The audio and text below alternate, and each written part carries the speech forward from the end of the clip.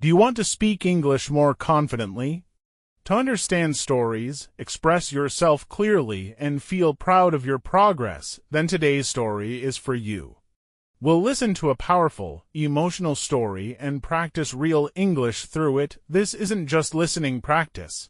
It's about courage, self-belief, and the journey of a girl who had nothing but a dream to learn English and change her life.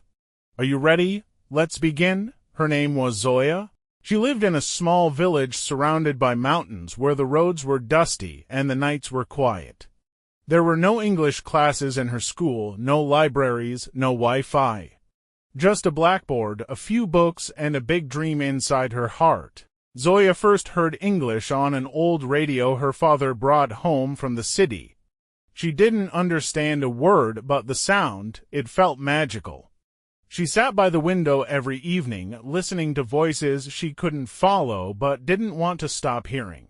One day, she whispered, "I will speak like them." At 13, she asked her teacher, "Can you teach me English?" Her teacher smiled sadly. "Zoya, we don't have the materials." No one here speaks it, but Zoya didn't give up. She found an old English textbook in the back of a cupboard, pages torn, words faded, but to her it was gold. She copied every word into a small notebook, drew pictures beside each word, and made up stories in her head. She learned apple by picking one from the tree and saying it again and again. Sky by looking up, dream by closing her eyes. When other children played outside, she sat on her porch, whispering new words to herself, teaching her tongue to move differently. One day, a man from the city visited her school. He spoke English fluently. The students stared, amazed. Zoya raised her hand. "Hello, my name is Zoya. I want to learn English." She spoke slowly, carefully. Everyone laughed, everyone except the man. He looked at her and said, "You already have." She didn't understand his words fully, but she saw his smile.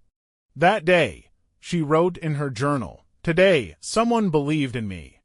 At 16, Zoya got a job cleaning a small cafe in town. They had Wi-Fi.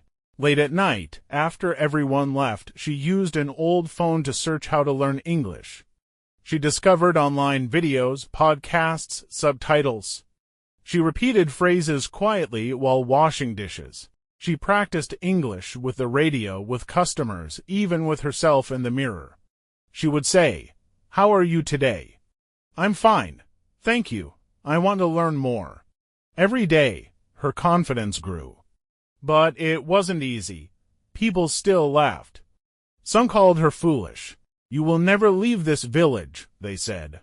"You will never speak like them." Zoya cried many nights. But every morning she woke up and practiced. Because she wasn't just learning English. She was learning how to believe in herself. Years passed. One day, a tourist came into the cafe. He was lost and needed help. No one could understand him except Zoya. She helped him order food, find his hotel, and even showed him around town.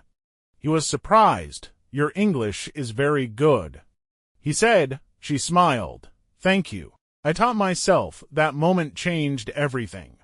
The tourist was an English teacher. He offered her a scholarship to study online. Zoya said yes, with tears in her eyes. She studied for hours. Spoke to people from all over the world.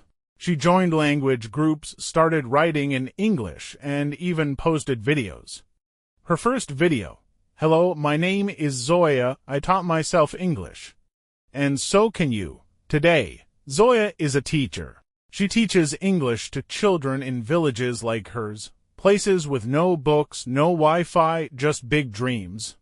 She tells them, "You don't need perfect tools. You need a brave heart." Zoya's story reminds us that language isn't just grammar or vocabulary. It's connection. It's courage. It's believing that your voice matters. Thank you so much for watching and listening today. I hope Zoya's story inspired you, not just to learn English, but to believe in yourself.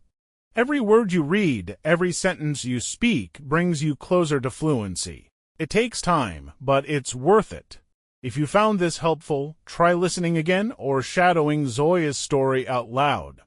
You can also try telling her story in your own words. That's a powerful way to build confidence and memory. Learning English is a journey. There are days it feels hard. But remember, you are not alone. If you enjoyed this story, like, comment, and subscribe to practice more English with me. And remember, your English matters.